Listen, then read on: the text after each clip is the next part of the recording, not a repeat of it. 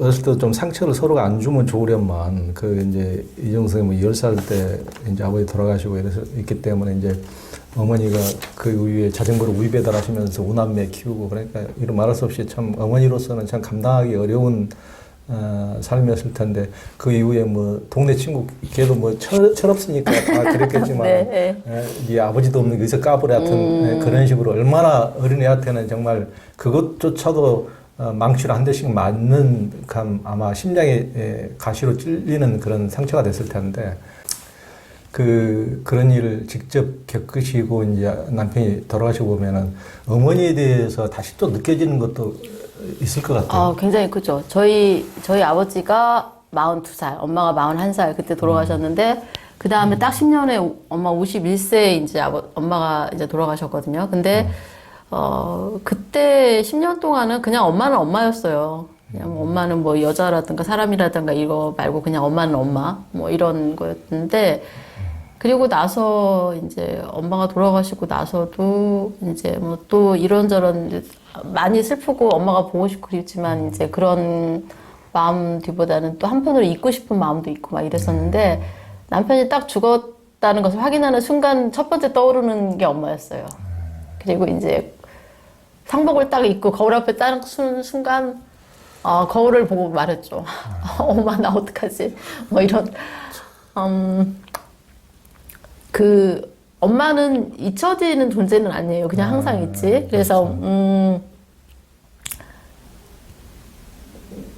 그리고 난 생각을 했죠. 엄마의 삶을 이제 엄마가 뭐 남기신 기록물이 있지 않잖아요. 저는 지금 뭔가 기록을 남겨서 제 딸이 볼 수 있겠지만 저희 엄마는 기록을 남기시질 않으셨기 때문에 엄마가 살았던 삶을 이제 제가 깊이 다시 되씹는 거예요. 질근질근 씹기 시작했어요. 그 사별 아빠가 죽었다라는 그 날부터 엄마가 보여준 모든 행동들 그리고 제가 기억할 수 있는 엄마에 대해서 다 기억을 하는 거죠. 어떻게 행동하셨는지. 그런데 저희 엄마는 되게 밝으셨어요.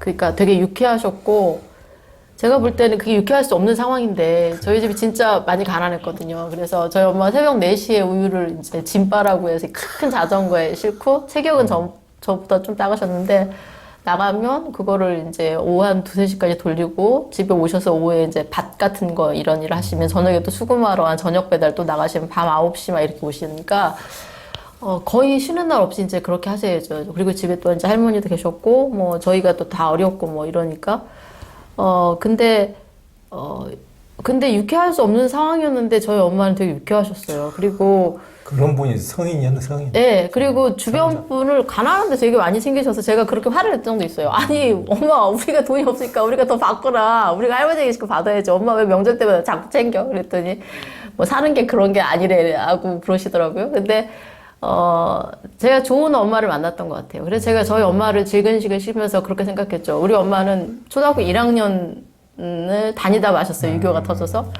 한글 간신히 떼신 거죠. 그리고 가난하셨고, 뭐, 저보다 더 나이가 어리셨잖아요. 41살이니까. 근데 생각해보니까 나이도 내가 47이니까 훨씬 많고, 나는 또 가난하지도 않고, 난 또 직업도 있고, 애들도 더 적어. 그럼 난 훨씬 쉬운 거야. 이거 완전히 누워서 떡 먹긴다. 뭐 이런 생각을 스스로 막 하면서, 야, 씨, 이까짓 거 못하면 네가 저희 엄마 이름이 송연순이신데, 송연순 여사의 딸이 아니지. 이제 스스로 막 이렇게 그 생각을 하고 스스로 이제 혼잣말을 막 해요. 까짓 거 뭐 그래 뭐 엄마도 했는데 나 못하겠어? 그러면서 엄마의 삶을 계속 씹는 거죠. 그러면서 이제 저희 언니들은 이제 막내인 제가 엄마가 가는 전철을 다시 밟는 게 너무 가슴이 아픈 거예요. 그래서 속이 상한 때 저는 그런 생각 들었어요. 딸이 넷인데 누가 하나쯤은 그 엄마의 10년 세월을 좀 알아줘야 되는 거 아니야? 그건 뭐 내가 하지 뭐 이런 생각? 그래야 우리 엄마 좀 덜 억울하지 않을까? 이런 생각이 들더라고요. 근데 저는 엄마의 삶을 씹으면서 반대의 생각을 했어요. 또 어떤 생각을 했냐면, 야, 이런 일이 터지니까 내가 엄마의 삶을 씹는구나. 그러면 저도 딸이 있잖아요. 제 딸이 살다가 이런 일을 겪으면 안 되겠지만, 인생은 모르잖아요. 그리고 힘든 일을 겪게 되면, 나를 생각하겠구나. 그런 생각이 들더라고요. 그리고 분명히 걔는 100% 저를 생각할 거예요. 어렸을 때 놀 때도 제가 한 행동하고 비슷하게 따라하면서 엄마 노래를 하더라고요. 그래서 생각을 했어요. 만약에 내 딸이 이런 일을 겪게 된다면, 나와 같은 일을 겪게 된다면 나는 내 딸이 어떻게 살기를 바라는가라고 질문을 제가 던졌어요. 제가 아까 질문을 던지고 글을 쓴다고 그랬잖아요. 그 질문을 그대로 던졌어요. 그 질문을 다시 해석하면 지금 나는 어떻게 살 것인가가 되더라고요. 그러네요, 진짜. 예, 왜냐하면 저는 제가 지금 사는 모습을 제 딸이 볼 것이고, 제가 남긴 기록을 제 딸이 보겠죠. 그리고 그 딸은 제가 저희 엄마를 곱씹었던 것처럼 제 삶을 곱씹을 거고, 제 삶을 곱씹으면서 그때 제가 제 딸 옆에 없더라도 용기를 내든 위로를 받든 도전을 받든 받을 거라는 생각이 들었어요. 그래서 생각을 해봤어요.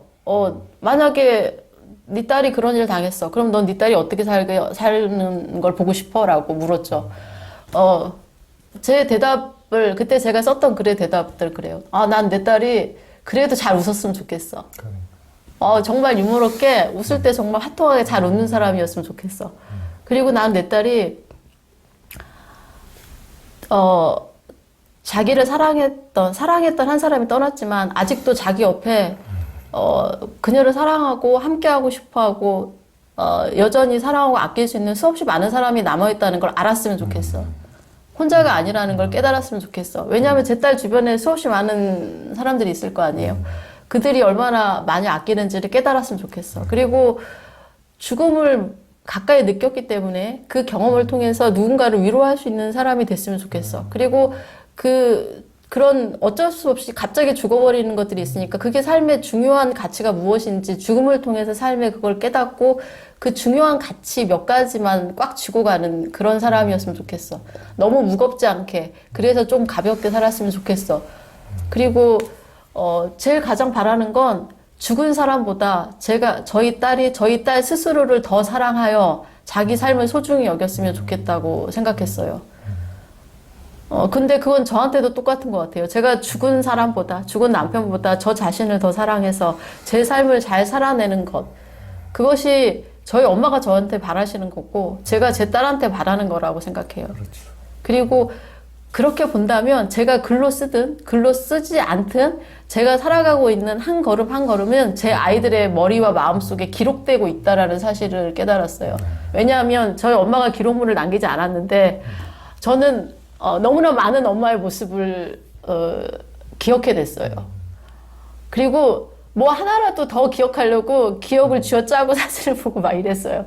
그렇다면 제가 기록물을 남기지 않은 것조차도 저희 아이들은 언젠가 그렇게 저를 속속들이 자신의 기억 속에 저장된 저를 끄집어내서 그런 저의 모습을 보고 다시 또 삶을 살아가는 힘을 낼 수도 있고 도전을 받을 수도 있고 위로를 받을 수도 있겠다는 생각이 들었죠. 그래서 제가 지금 대충 살 수 없는 것, 그리고 지금 제가 뭔가 좀 더 잘 살아야겠다고 생각하는 것은 그냥 제 삶의 기록물이기 때문이죠. 제가 가장 사랑하는 제 아이들의 머리와 가슴 속에 남겨지는 기록물이라고 생각해요.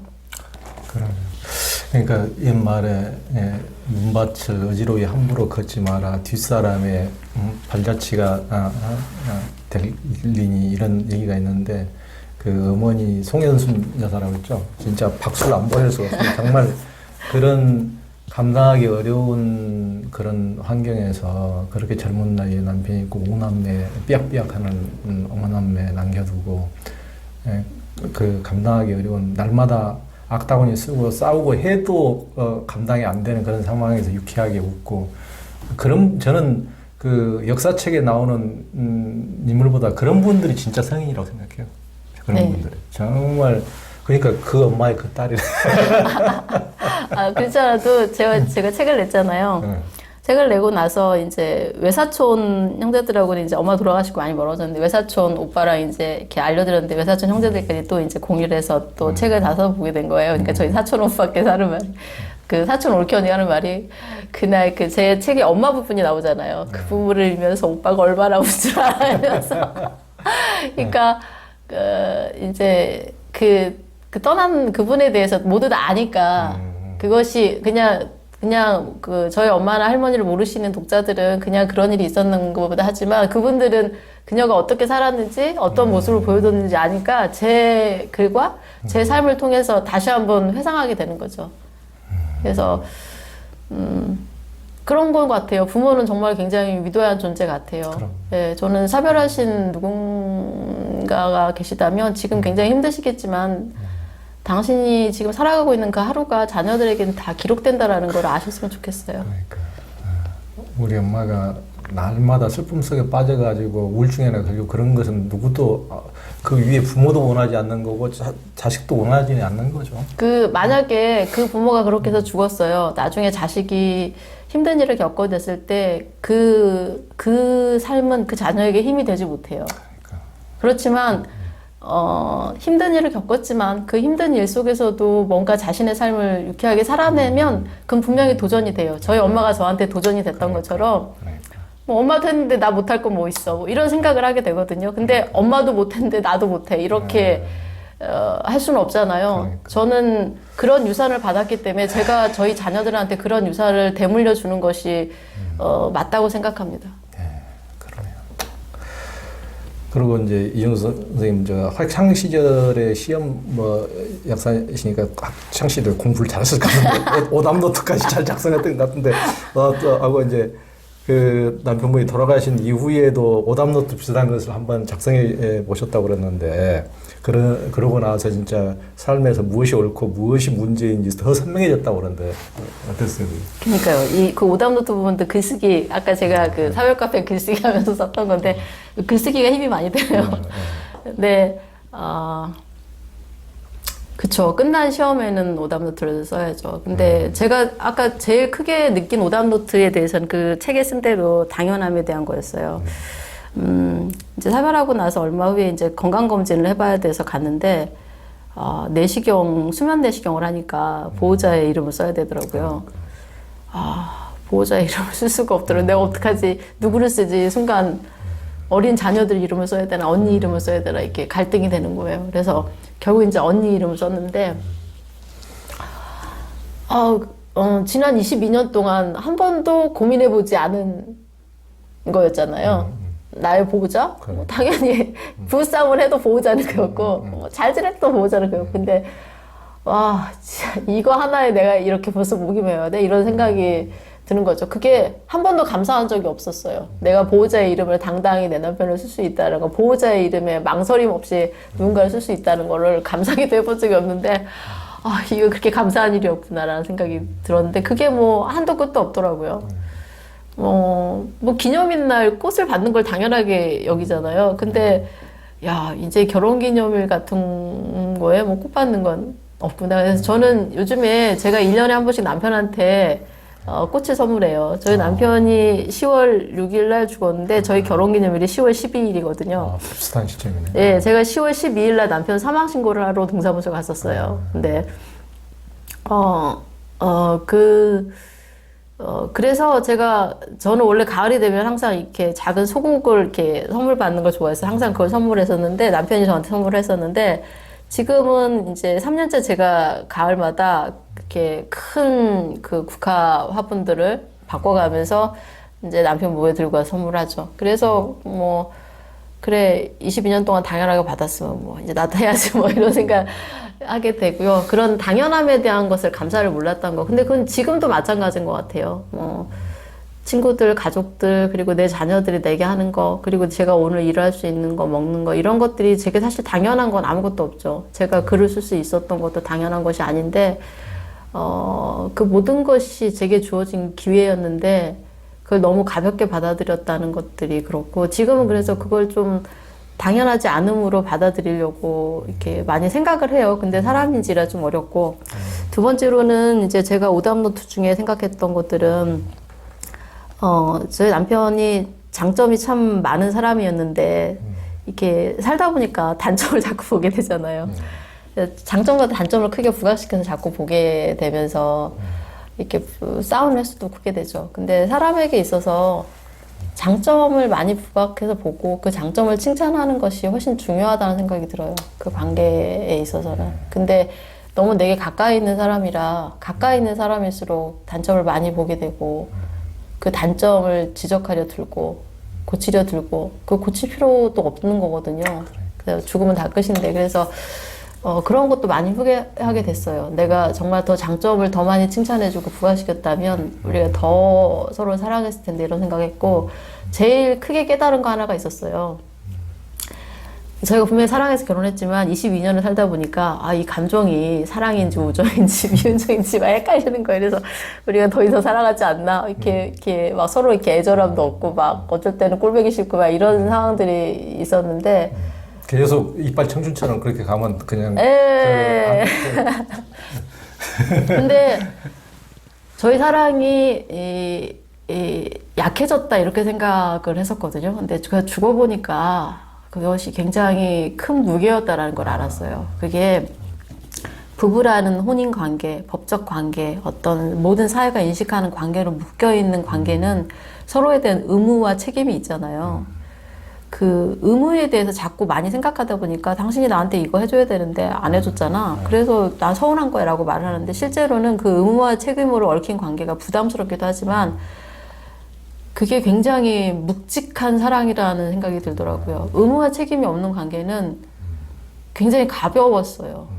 근데 부부라는 관계를 내가 설령 제가 지금 누군가를 만나요. 그러면 전 지금 특별히 뭐 재혼에 대한 생각은 없지만 누군가를 만나서 재혼하지 않고 교제만 해. 그러면 제가 그 사람한테 내가 아파서 내가 막뭐 대소변도 받아놔야 돼. 그러면 저는 제 남편 같았으면 당연히 그 사람이 내 대소변을 받아내야 된다고 생각하거든요. 그리고 그럴 거라고 생각해요, 그 사람은. 그런데 내가 누군가를 그런 법적 관계나 그런 부부라는 관계 없이 만나서 그렇게 제가 주장할 수 있을까요? 저는 못할 거라는 생각이 들어요.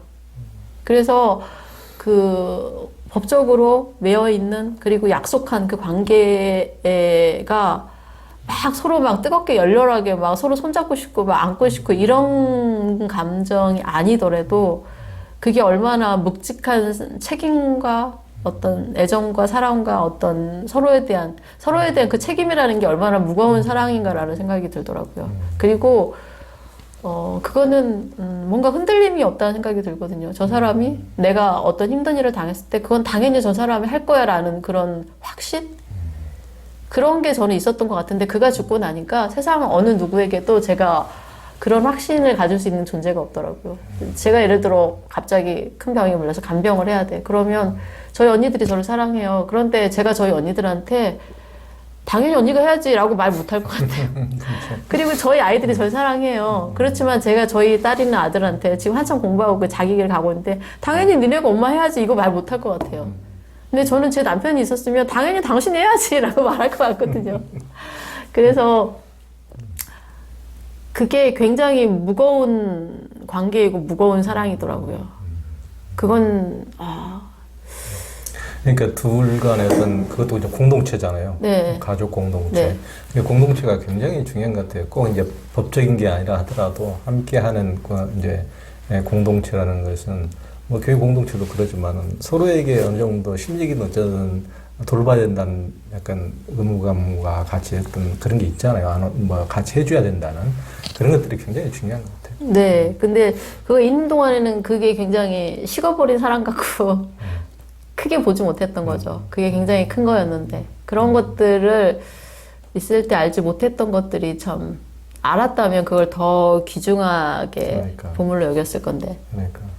그러니까 우리는 누구나 다 결국은 죽을 텐데 죽는다는 거 그리고 이제 죽는다는 것을 우리 부부끼리 1년밖에 못 산다는 걸 알면은 지금처럼 그냥 대충 사는 사람은 별로 없을 것 같아요. 그냥 더군다나 대부분 싸우고 네. 서로 원망하고 그냥 어떻게 해서든지 해집업하고 이제 그런 경우는 참 우리가 너무 쓸데없는 짓으로 참 아까운 세월을 많이 보내버리는 경우가 많이 있는 거죠. 맞아요. 그러니까 가장 소중한 것을 옆에 두었기 때문에 그것이 내가 갖고 있기 때문에 소중한 건지 모르는 거죠. 그러니까요. 네. 실은 가장 소중한 것들은 가장 가까이 있는 것들이죠.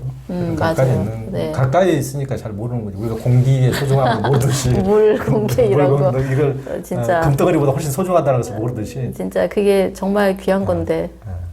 그렇잖아요. 가까이 있는 사람이 저기 멀리 있는 바이든보다 훨씬 소중하죠. 그래서 사실 그걸 표현하는 게 중요한 것 같아요. 지금도 내게 소중한 사람 있잖아요. 막 그게 마음에 안 닿아하더라도 그냥 입으로 자꾸 표현하는 것 좋은 것 같아요. 그렇죠. 네. 나의 소중한 언니, 나의 소중한 딸, 뭐 이런 식으로. 아, 정말 너무 좋아. 막 이런 식으로.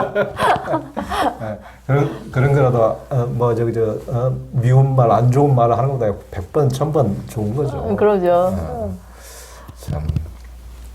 그리고 이제 그 유튜브에 나간 뒤에 유튜브에도 그 의외로 정말 상처받은 부분에 대해서 언급이 많이, 그러니까 사회적으로 편견이라든가 옆에 사람들 얘기하는 거 이런 것을, 사회적 편견 이런 그냥 무심코 던진 말에 대해서 상처받으신 분들이 너무 많더라고요. 그러니까 우리 사회가 가진 사별자들에 대한 책에도 그 엄마에게 누군가 과부라고 한 말을 너무 듣기 싫었다고 이제 그런 말씀도 하셨는데 우리 사회적으로 그런 편견들 그런 어떤 게 있나요?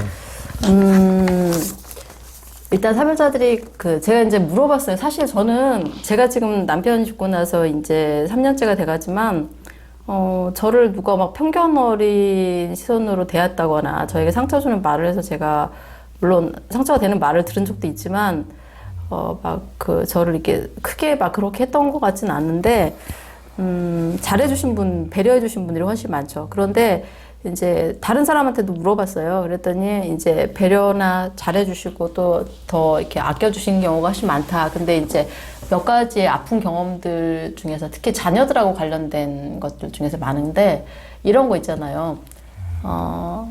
우리가 그 사별한 가정을 결손 가정이라고 부르는 거 자체. 그 표현 자체도 사실은 문제가 있다고 생각해요.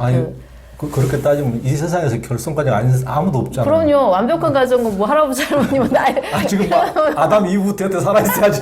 그러니까 그래서 그 말 자체가 잘못됐는데 특히 이제 그럼 엄마 아빠만 두고 볼 때 엄마 아빠 두 사람이 없는 가정의 자녀는 무언가 문제가 있거나 어둡거나 문제된 행동을 할 것이다라 가능성이 많다라는 선입견을 갖고 있는 것 같아요. 그래서 예를 들어 이런 거 있잖아요.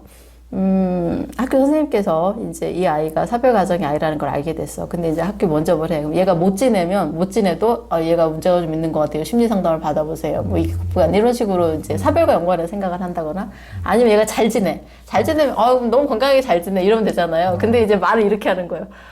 얘가 아버지도 그래서 제가 걱정을 되게 많이 했는데요. 의외로 너무 밝아요. 막 이런.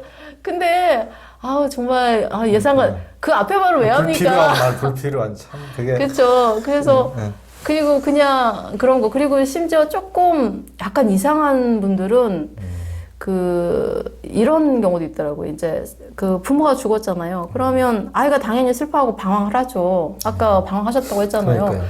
그러니까요. 다른 부모에게 전화를 해서 살아남은 부모에게 해서 아이가 빨리 그 상처를 잊으라고 얘기를 좀 해주시고 나는 그 말을 듣는 순간 그 선생님은 정말 사별의 사자도 모르는구나. 사람 심리학 공부부터 해야겠다. 어떻게 부모가 죽었는데 그걸 잊습니까?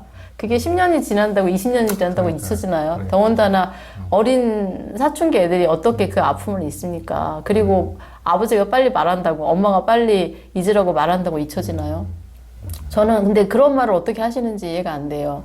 그래서 슬픔은 누가 잊으란다고 잊혀지는 게 아니잖아요. 각자 사람마다 슬픔을 감당하는 무게가 다르고 속도가 다른 것이고 양이 다른 것인데 그래서 그때 주변에서 할 수 있는 건 기다려주고 또 그 사람이 혼자가 아니라는 위로를 주는 일이지 슬퍼하지 마라, 슬퍼해라 이런 말을 하는 것이 아니라고 생각하거든요.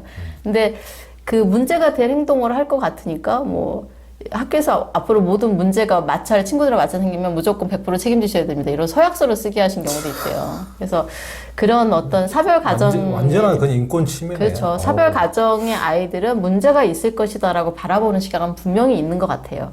그래서 그런 시각은 분명히 편견이 맞다고 생각해요. 그거는 사별 가정이어서 문제가 아니라 그러니까 부모가 다 있어도 그 가정의 분위기가 안 좋으면 문제가 될 수 있는 거잖아요. 그러면 재벌 애들 그렇게 문제 많이 일으키고 그 부모 다 살아있지 돈 많지. 그렇죠. 그건 뭐냐고. 그래서 그러면 사별 가정의 아이들은 뭔가 문제가 있을 수 있으니까 문제시해야 된다. 이런 경우는 좀 편견에 가깝고 그런 생각은 버려야 될 것 같고 그쪽 아이들은 뭐 편부모, 한부모 가정의 아이들은 좀 어두울 수도 있다. 이런 생각을 갖는 것 자체도 편견이라고 생각해요. 밝게 잘 자랍니다. 저도 굉장히 밝습니다. 그리고 그거 편견이라고 생각하고, 그 다음에, 그게 이제 혼자 된 특히 여자분들 보면 기가 세다. 팔자가 세다. 진짜 네. 옛날식으로 진짜 옛날 조선시대 영향으로 너무 그런 그 말도 안 되는 악담들 네. 그런 것들이 네. 그래서 저도 사실 뭐 딱 그런 말 듣게 생겼잖아요. 그래서 전혀 안 그러게 보이는데 그리고 여러 가지 일들을 겪었기 때문에 그럴 수도 있겠지만 그런 것도 좀 편견인 것 같아요. 그냥 그 사람의 성격이죠. 그냥 그 사람의 성격이고 물론 뭐 겪은 경험의 영향을 받긴 하겠지만 뭐 사람이 단단해져야 되면 단단해져야죠. 겪은 상황이 누군가가 보호자가 약해서 본인이 다 알아서 해야 된다면 단단해져야 되는데 다른 사람 앞에서 그 사람이 울지 않고 있다고 해서 그 사람이 혼자 있을 때도 울지 않는 것은 아니거든요. 그렇죠. 오히려 다른 사람 앞에서 울지 않는, 아무렇지도 않는 척 버티는 그가 혼자 있으면 더 많이 울 수도 있어요. 그래서 보여지는 대로 그렇게 쉽게 말하는 것은 편견이죠. 그냥 누구나 힘든 일을 당하면 힘들고, 누구나 슬픈 일을 당하면 슬프고 그렇습니다. 보여지는 것이 다가 아닙니다. 그래서 아니, 그럼 함부로 말하는 사람도 언제든지 자기도 그런 일을 당할 수 있다는 것을 생각을 해야 돼요. 그렇죠. 누구나 그렇죠. 다 애가 없으면 아무도 그리고 애가 그 집, 없잖아요. 뭐 지금은 다 있는 가족 구성원이지만 그 가족 구성원도 또 달라질 수도 있고요. 그리고 왜 그 이해수녀님의 시 중에 그런 거 있어요. 내가 웃고 있다고 웃는 것이 아니고, 뭐, 울고 있다고 해서 항상 웃는 것도 아니고 그렇거든요. 그리고 또 이런 것도 약간 부담스러워요. 사별을 했으니까 이 사람은 계속 슬플 거야. 슬퍼하고 있어야 돼. 자주 울어야 돼. 그래서 얘가 막 밝게 웃으면 말도 안 되는 거죠. 밝고 웃으면 그런 말 하거든요. 참지 말고 울어. 막 이러거든요. 아니, 눈물이 안 나와서 안 우는 건데, 거기서 참지 말고 울으라고 하면 어떻게 해야 될지 모르겠어요. 1년 내내 비만 오면 그게 날씨니까 이게. 그러니까요. 그게 제가 햇빛도 세고 다. 맞아요. 경험해보니까 감정은 복합적이에요. 너무 기뻐서 울 수도 있고요. 제가 또 슬픔 중에서 그러니까 제가 남편이 죽고 나서 저는 산을 많이 갔는데, 제가 남편과 같이 가기로 했던 산들, 저 혼자 갔죠. 근데, 눈 덮인 한라산을 오를 때 그 감동이 너무 컸어요. 그런데 그게 사실 원래 남편하고 같이 보기로 했던 건데, 저 혼자 갔잖아요. 그럴 때 그 슬픔도 동시에 이만큼 쌓이지만, 그 희열과 기쁨도 막 이만큼 쌓이거든요. 같이 있어요. 희열과 기쁨이 큰 만큼 슬픔도 큰데, 제가 그래서 사별하고 깨달은 게 그거예요. 슬픔의 반대말이 기쁨이 아니구나. 불행의 반대말이 행복이 아니구나. 행복한데 불행하고, 그렇죠. 또 불행한데 또 행복해요. 맞아요. 기쁜데 그것 때문에 기뻐서 또 너무 슬퍼요. 네. 내가 이렇게 기쁜데 그 사람은 지금 내게 없어? 그게 또 너무 슬픈 거예요. 두 가지가 반대말이 감정의 아니에요. 도인이네. 진짜. 아니 진짜 그건 동전의 양면 같이 있는 거죠. 네, 그러니까 같이 있어요. 같이 이게 있어요. 등하고 손바닥은 항상 같이 있는 거죠. 불행, 슬픔, 기쁨은 항상 같이 있는 거지. 전혀 기쁨은 슬픔이 없는 것이 아니고 이게 같이 있는 한 손 안에 같이 있는 거죠. 네, 그래서 한 가지 감정만 단편으로 있을 거라고 보는 것도 편견이고, 저는 그러니까 사별한 사람들에 대한 어떤 편견들에 대해서, 그리고 이런 것도 있어요. 이런 편견은 꽤 많더라고요. 특히 이제 사별한 남자분들이 빠르게 재혼하신 경우들이 많잖아요. 사별하고 재혼을 빨리 하면, 그 사람이 전 사별자의 의리를 지키지 않거나 아니면 뭐 그랬거나. 근데 제가 사별을 경험하고 나니까 알겠는 게요. 이해가 되더라고요. 그렇게 하시는 분들이. 왜 사별을 했는데 막 10년씩, 3년씩, 5년씩 안 가고 한 1년 있다가 재혼하고 이러시는지 알겠어요. 그 마음이, 그럴 수 있겠더라고요.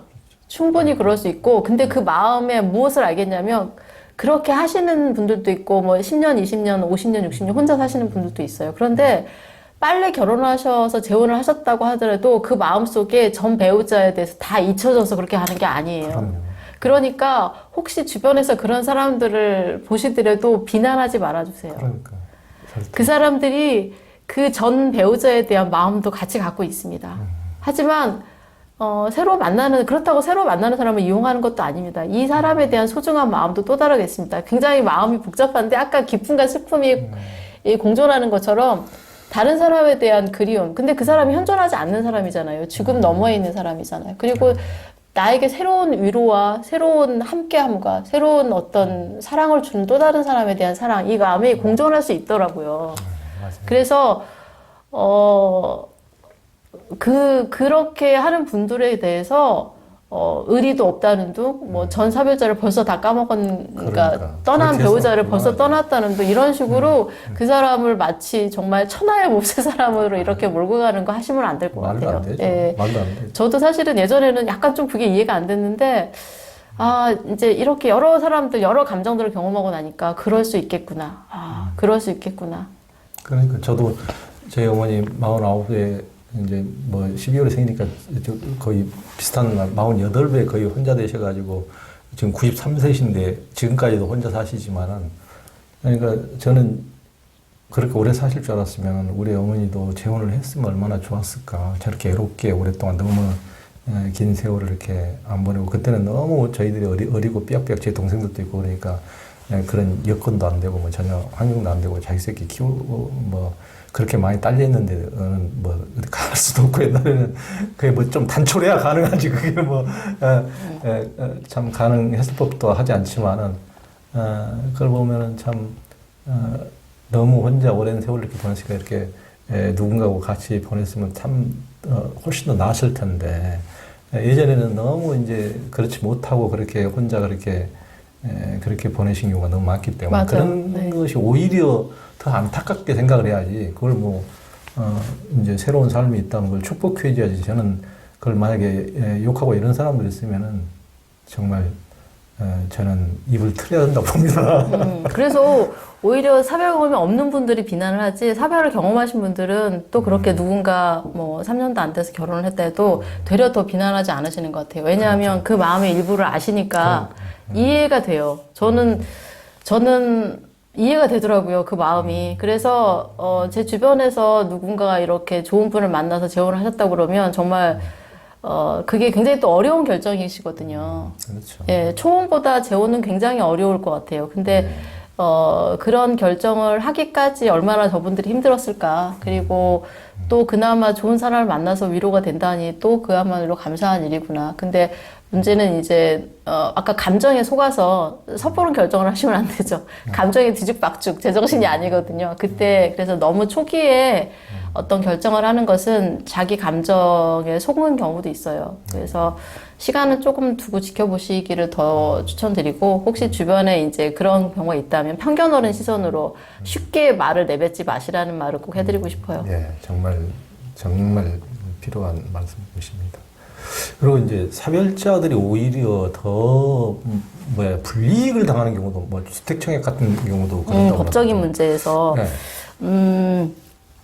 참, 아까 말씀드린 게, 아까 사별자들에 대한 편견 때문에 사별자들이 위축된다는 부분에서 한마디 말씀드린 게 있는데, 실제로 보면 이렇게 사별자들이 위축되는 부분에 있어서 세상이 나를 약간 무시하거나 그러지 않을까? 이런 부분에서 실제로 무시하는 보다는 무시하지 않고 존중하고 배려해주는 분들이 더 많아요. 그런데 사별자들 스스로가 좀 위축되는 것 같아요.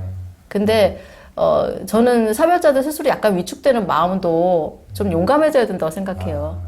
그리고 내가 이렇게 밝히면, 내가 사별했다고 밝히면 저 사람들이 날 무시하지 않고 나를 함부로 대하지 않을까지만, 저 지금 많이 오픈됐잖아요. 근데 함부로 대하거나 무시하시진 않으시는 것 같아요. 오히려 큰일을 겪었는데 잘 겪었다고 위로해 주시고, 그렇지요. 물론 이제 뭐 더 살아봐야 알겠지만.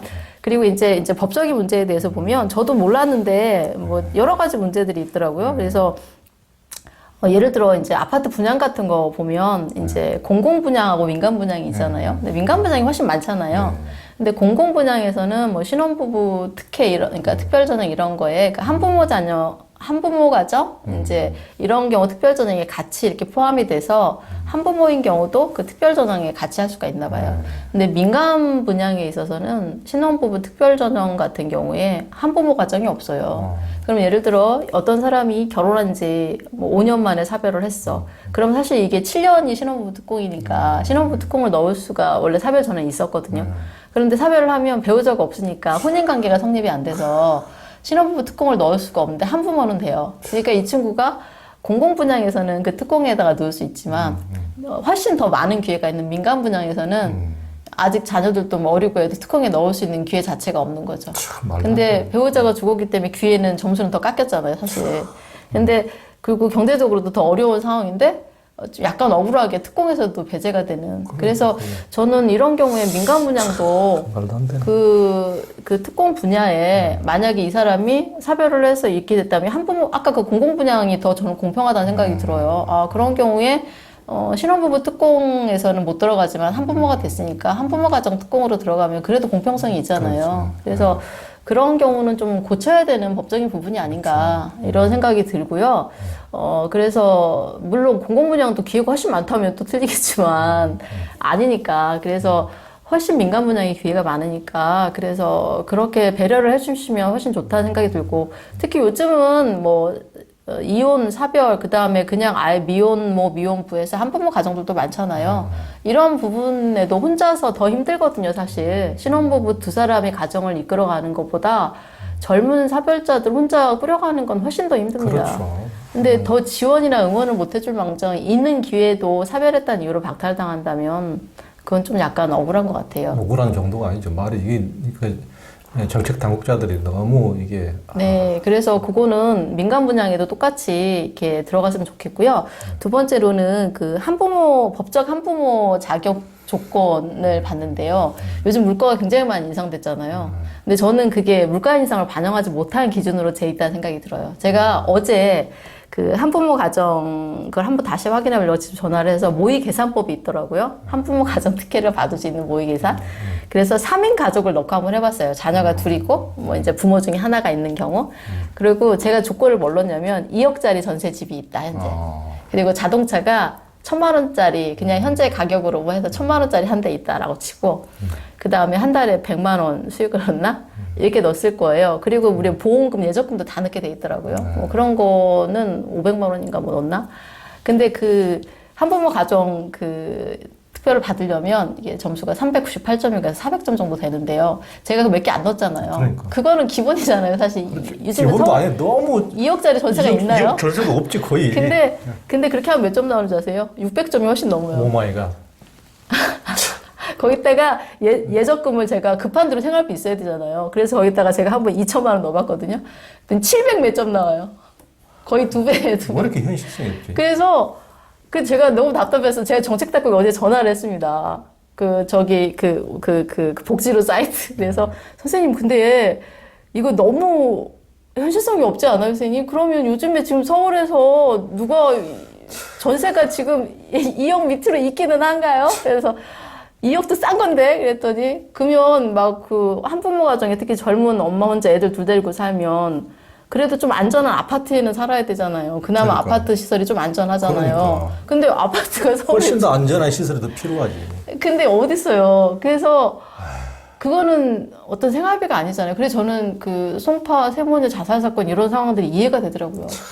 그래서 그게 물가가 인상되면 그것도 같이 반영이 돼서 빨리빨리 정책이 변경돼야 되잖아요. 전세 뭐 임차인 저기를 좀 바꾼다든가 아니면 그 딱 그 사는 집의 규모는 좀 많이 좀 점수에서 좀 많이 빼지고 월 급여를 더 많이 한다든가. 근데 이거는 거의 뭐 집도 없고 어디 있지도 아무 이렇게 살 공간도 없는 사람들만 그나마 돕겠다는 것이지요. 그래서 한심하네. 그때도 제가 말씀드렸지만 어린 자녀 둘 데리고 지금 일을 할 수가 없는 상황에 그 동생이 있다고 그랬잖아요. 뭐 거기는 그냥 전셋값 하나 해서 벌써 점수가 만땅입니다. 그리고 뭐 이제 그러니까 없어요. 다른 건 하나도 없는데 그냥 실수입이 없는데 전세 하나에서 이미 점수가 안 돼요. 아, 예. 그래서 그런 정말로 이렇게 약간 취약한 부분은 좀 이렇게 수정을 해야 된다고 봐요. 이런 부분, 그러니까 꼭 점수를 그렇게 뭐 메꿀 수 없다면 다른 방법으로 이 가정은 정말 좀 뭔가 도움이 필요하다 이렇게 해서 심지어 그 동생은 그 구청의 사회복지센터에 사회복지사님을 상담을 하는데 사회복지사님이 너무 죄송해요라고. 왜냐면 상황을 들어보니까 정말 도움이 필요한 가정인데 법적으로 도울 게 없는 거예요. 이 사회복지사님이 너무 죄송해요라고 머리를 조아릴 정도면 문제가 있는 정책이죠. 그래서 그런 한부모 가정에 대한 법적 정책 이런 거 좀 수정이 필요하다고 생각이 되고 또 이제 그 회사의 면접 서류 같은 거 있어요. 그럼 거기에 기혼, 미혼 쓰는 거 있잖아요. 전 이런 생각 들거든요. 꼭 필요한 경우에 묻는다면 물어야 되죠. 그러면 기혼, 미혼, 만약에 기자님 같으면 사별하셨어요. 그럼 뭐라고 체크하실래요? 기혼이라고 체크하실래요? 미혼이라고 체크하실래요? 진짜 그 헷갈리는. 뭐라고, 내가 지금 이거 회사에서 그 정보를 꼭 알아야 돼서 나에게 물어봐. 그럼 나 뭐라고 체크해야 돼? 그러니까 체크할 게 없네 보니까. 그쵸. 내가 기혼도 아니고. 혼인 상태도 아니고 미혼도 아니고. 네, 그래서 그런 경우에 정말 꼭 정보가 필요하다면, 정확한 정보가 필요하다면, 기혼, 미혼, 그 다음에 사별, 이혼, 이렇게 다 아예 체크를 하도록 해주세요. 그래서 아니면 뭐 배우자 있음, 배우자 없음, 이렇게 문자를 바꾸든가, 그러면 정확하잖아요. 그러니까. 배우자 있음, 배우자 없음, 이렇게.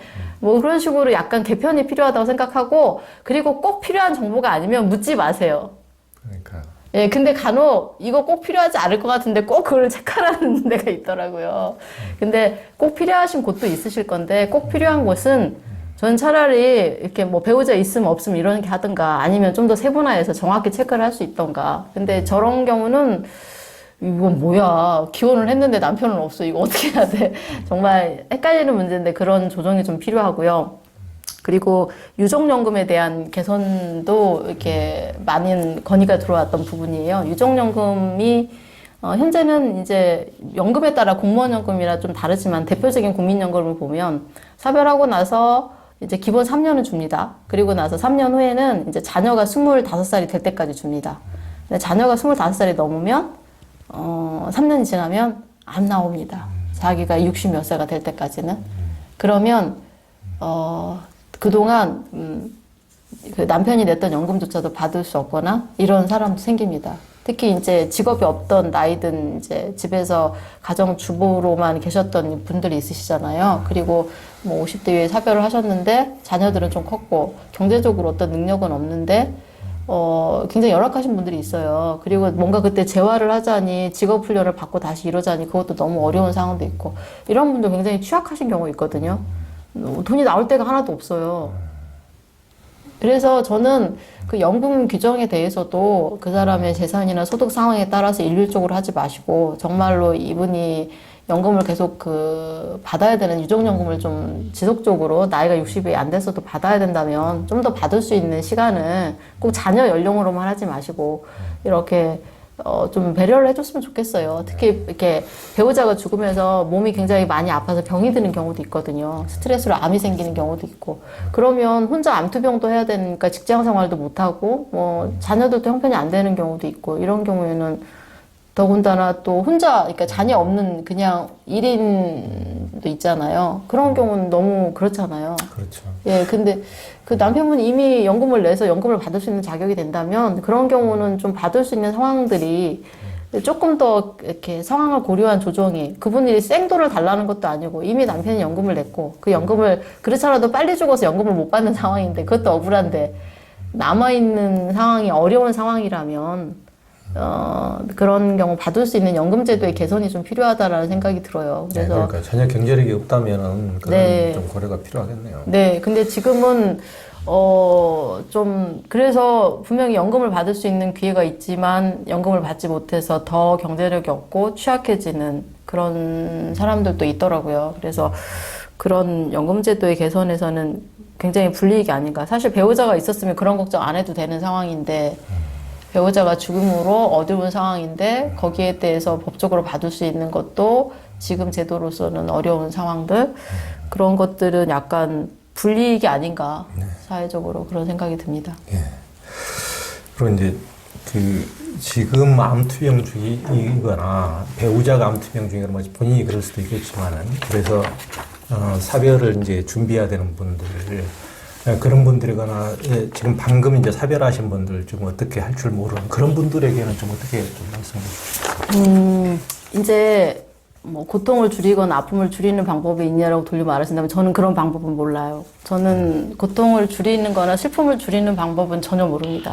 오히려 저는 그런 일이 터지면 저는 개인적으로 약간 그 고통 속으로 직진하는 형입니다.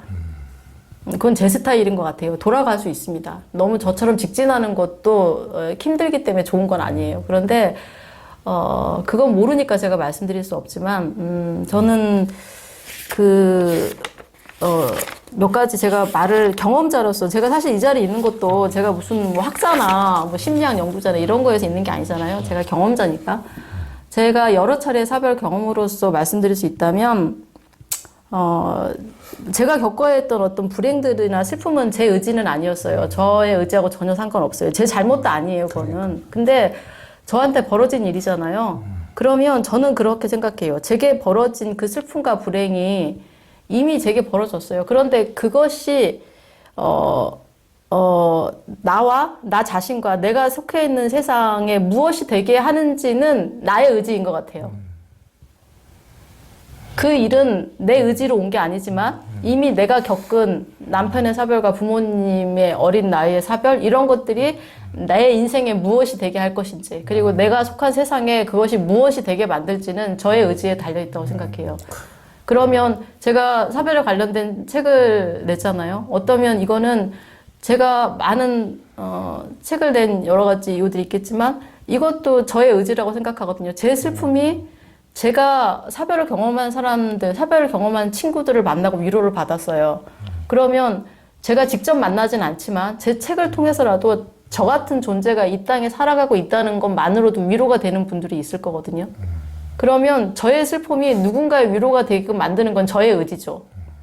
제게 벌어진 슬픔은 어쩔 수 없지만. 그리고 여러분들이 겪는 아픔이나 어떤 슬픔이 뭘 줄일 수는 없을 거예요. 저는 줄일 수 없을 것 같아요. 저는 줄이지 못했어요. 그냥 아픈 대로 다 아팠던 것 같아요. 근데 아픈 만큼 아프고 나서 그걸로 계속 나는 그것이 나를 아프게 해서 내가 질병에 걸리고 더 연약해진 의지와 더 연약해진 몸으로 살 것인지 내가 아플 만큼 미친 듯이 아프고 그 아픔으로 더 단단해지는 사람으로 살 것인지 그거는 저의 선택이라는 생각이 들거든요. 저는 아프고 나의 슬픔과 나의 고통이 나를 더 무너뜨리지 않게 하겠다라는 선택을 의지적으로 하는 것 같아요. 그리고 저는 많은 분들이 그런 선택을 하셨으면 좋겠어요. 피할 수나 그걸 줄이진 못하지만 무언가 선택을 해야 된다면. 그리고 또 두 번째로는 이제 사랑하는 사람들을 잃어가고 있잖아요. 뭐 말기암으로 투병하시는 분들 같은 경우는 잃어가고 있을 때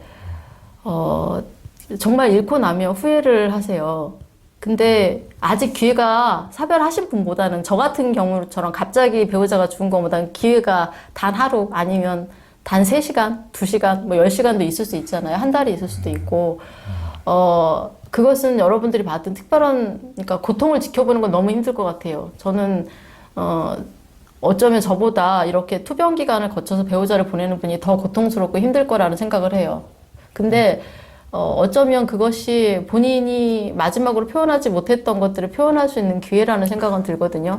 근데 어차피 배우자의 고통을 지켜보는 것, 그것 때문에 고통스러워하는 그 시간은 겪으셔야 돼요. 그걸 피할 수 없어요. 어떻게 해도 피할 수 없어요. 그렇지만 그 고통을 겪은 건 너무 억울하시잖아요. 그러면 그 억울한 시간 동안에 제가 하지 못했던 거. 나는 남편이 죽고 나서 알았지만 내가 그때 썼던 오답 노트 그거 좀 미리 써보시고 그때 하지 못했던 거를 남아있는 몇 시간 동안이라도 해본다면 그건 기회가 될 수도 있다고 생각해요. 제가 얻지 못했던 기회를 잡으시는 거라고 생각이 돼요. 너무 힘드시겠지만 그래서 한 번 더 안아주시고 한 번 더 사랑해주시고 당신이 나에게 너무나 큰 사람이었어라고 말해주시면 나중에 그가 죽고 났을 때 좀 제가 아는 선배 언니가 남편이 오랫동안 투병을 했는데 그 언니는 그 말 하더라고요. 나는 원 없어. 나는 원이 없는 게 내 남편이 투병을 할 때 후회하고 싶지 않아서 내가 할 수 있는 최선을 다했어.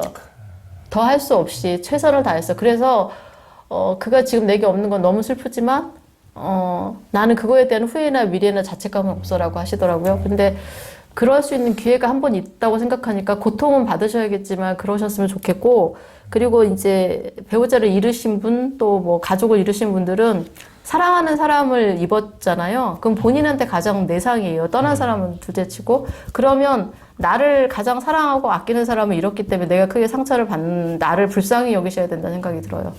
그러면 나를 가장 사랑해줄 수 있는 사람은 나라고 생각하거든요. 그러면 떠난 배우자의 목까지 자식이 자신을 더 사랑해 주셔야 된다고 생각해요. 저는 저를 사랑하기 위해서 노력합니다. 그래서 가끔 이렇게도 알아봅니다. 저는 다른 사람이 저를 알아주는 것을 좋아하지만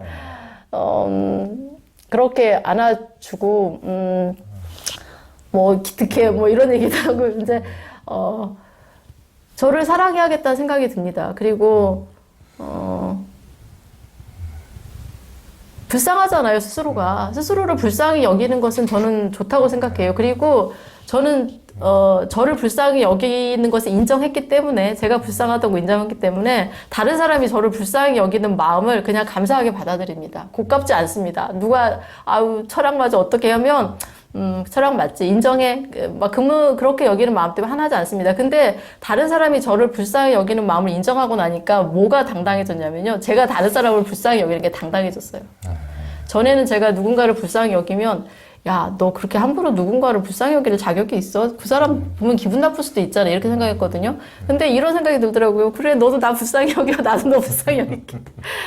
그래서 그렇게 생각하니까요, 서로가 서로를 불쌍히 여기는 거는 너무 좋은 것 같아요. 그리고 제가 살고 있는 모든 세상에서 우리가 다 서로를 불쌍히 여기면 너무 따뜻한 세상이 될 것 같아요. 맞아요.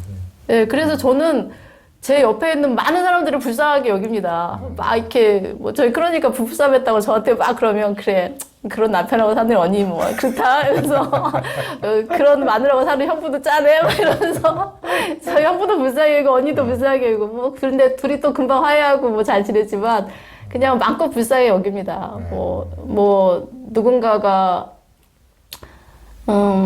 아픈 뉴스를 보면, 뭐 이번에 나온 손정민 씨 부모님 같은 경우에, 그런 경우에도 그냥 제 마음껏 그들을 불쌍히 여기고 짠해 여깁니다. 그들이 저를 보면 또 불쌍히 여기겠죠. 근데 저를 불쌍히 여김을 인정하고 불쌍히 여김 받을 수 있는 사람이라고 인정하니까 제가 세상을 불쌍히 여기는 것도 당당해졌어요. 왜냐하면 제가 높음에 있어서 그 사람들을 낮게 보는 게 아니라 그와 나는 그냥 대등한 위치에 있거든요. 그냥 악수하는 위치에. 그래서 굉장히 편해졌어요, 세상을 대하는 게. 그래서 저는 혼자 되시고 슬픔을 겪는 분들한테 그냥 스스로를 불쌍하게 여기셨으면 좋겠고, 누군가가 여러분을 불쌍히 여기시면 그냥 그 불쌍히 여기심을 받으시고, 또 마음껏 다른 사람을 마음껏 불쌍히 여기시고 그래도 될 것 같고, 그 불쌍히 여김에서 자기 사랑이 시작되는 것 같아요. 불쌍하니까 잘해줘야지, 맛있는 것도 자꾸 먹게 해주고, 가끔 좋은 옷도 사주고 뭐 이래야지. 그래서 저는 저를 연민해서 저를 사랑하기로 했습니다. 그리고 세 번째, 정말 이건 중요한 건데요. 이거는 제가 제 삶에 적용하는 것입니다. 제가 이번 어버이날에 저희 엄마한테 편지를 썼는데요. 저희 편지 써서 저희 아이들과 그리고 저희 언니들하고 나눴습니다. 6명과. 근데 제 편지에 그런 얘기를 썼습니다. 내가, 엄마가 지금 나의 삶을 보면 스키지만 나는 사람들이 나한테 너무 애쓰지 말라고 말해라고, 너무 잘 살려고, 너무 네가 괜찮으려고 애쓰지 말라고. 근데 저는 애쓰고 싶어요. 왜냐하면 제 삶이 온전히 제 것이 아니더라고요. 제 삶을 관통해 보면 저희 엄마의 그 찬란한 웃음이 녹아 있고요, 저희 할머니의 정말 아주 순수한 헌신이 녹아 있거든요. 저희 아버지의 슬픔이 녹아 있겠죠. 그리고 제 아이들이 바라보는 사랑이 녹아 있고, 제 남편이 바라보는 그런 마음들이 녹아 있을 거예요. 제 삶은 제 것인 것 같지만 제 삶은 온전히 제 것이 아니더라고요. 그래서 내 것이 아니기 때문에, 내 삶이 나만의 것이 아니기 때문에 제 삶을 이렇게 하찮게 여길 수가 없어요. 그냥 그게 너무 귀한 것이죠. 내 안에 너무나 많은 사람들의 그 사랑과, 그리고 너무 많은 사람들의 헌신과 수고와, 그리고 기대, 소망, 이런 것들이 제 안에 있거든요. 많은 사람들이 저를 향해 소망하는 게 있고, 또 저를 위해서 기도해 주신 많은 분들이 있습니다. 그러면 제 삶에는 그들의 기도가 녹아 있고, 또 저를 사랑하는 사람들이 바라보는 소망이 녹아 있고, 응원이 녹아 있고, 그리고 저희 부모님들의 헌신이 녹아 있고, 제 아이들의 사랑이 녹아 있거든요. 제 것이 아니기 때문에 무너지고 싶고 대충 살고 싶고 뭐 이렇게 살고 싶은 순간에 그럴 수가 없는 거죠. 저만의 것이 아니니까요. 제가 대충 살면 그들의 저를 위해 했던 기도와 그리고 사랑과 헌신이 다 대충 그냥 아무것도 아닌 것이 돼버리거든요. 하지만 제가 잘 살아내고 그리고 제 삶을 괜찮은 기록으로 남기면 그들이 제 삶에 넣었던 기록도 괜찮아지거든요. 왜 성경에 보면 누가 누구를 낳았고 누가 누구를 낳았고 나오잖아요. 그러면 뭐 다말도 나오고 막 나오잖아요. 그러면 그 많은 기록에 누가 있어요? 그 밑에 다윗 왕이 있고 예수가 있거든요. 그들을 말하기 위해서 그 위에 조상들이 있잖아요. 그러면 제가 괜찮은 삶을 살아내면 저를 낳으신 저희 엄마 그리고 우리 아버지 할머니의 이름 또한 괜찮은 사람으로 또 남지만 제가 아무것도 아닌 것으로 제 삶을 마감해버리면 제 엄마의 헌신과 제 할머니의 그 헌신은 사라지는 것이 되잖아요. 저는 그렇게 할 수 없을 것 같아요. 제가 그분들을 향해서 너무 일찍 돌아가셔서 제가 그분들한테 아무것도 해준 게 없어요. 근데 제 남은 삶을 통해서 내가 저희 돌아가신 할머니나 아버지나 엄마한테 무언가를 해줄 수 있다면 그냥 제가 제 삶을 잘 살아내는 것이죠. 그래서 송영순 여사의 막내딸은 괜찮았어 라고 그의 영향을 받은 그 딸은 괜찮았어 라고 말할 수 있고 저희 할머니 이름을 더 한 번 얘기할 수 있고요. 그래서 그걸 기억하면 힘을 내게 되는 것 같아요. 그렇죠. 그러니까 뭐 참 어떤 드라마나 어떤 영화나 어떤 소설보다 정말 또 제가 또 훌륭한 종교인들도 많이 뵙지만은 어떤 종교인보다 참 리얼하게 참 가슴을 울리는 말이 아닐 수 없네요. 참 실제로 자기가 그런 고통을 겪으면서 이렇게 이제 진솔한 얘기이기 때문에. 근데 이제 많은 사별자들이 있지만 그 많은 사별자들 중에서도 여러 번 사별을 겪고 이렇게 고통을 겪은 이제 우리가 세상을 삶을 살다 보면 선택할 수 있는 것과 선택할 수 없는 것이 있는데 뭐 우리가 부모도 선택할 수 없고 뭐 우리가 태어난 나라도 선택할 수 없고 그 중에 하나가 죽는다는 것 사실도 뭐 이정수 선생님도 죽고 나도 죽고 결국 우리 배우자들도 죽고 다 죽는다는 사실도 이것은 선택이 아니고 어떻게 보면 필연인데 그럼에도 불구하고 선택할 수 있는 것 남겨진 우리의 삶 그러니까 우리가 송현수 여사처럼 그렇게 불행한 어떻게 하니까 맨날 울고불고 이렇게 그렇게만 살아도 다 이해받을 삶이었지만 그렇게 살지 않고 그렇게 어려운 삶 속에서 또 유쾌하게 웃기도 하고 이런 삶을 또 살았고 그 어머니의 또 그 딸답게 또 이제 또 그런 또 그럼에도 불구하고 또 이제 내 삶은 정해진 것이 아니고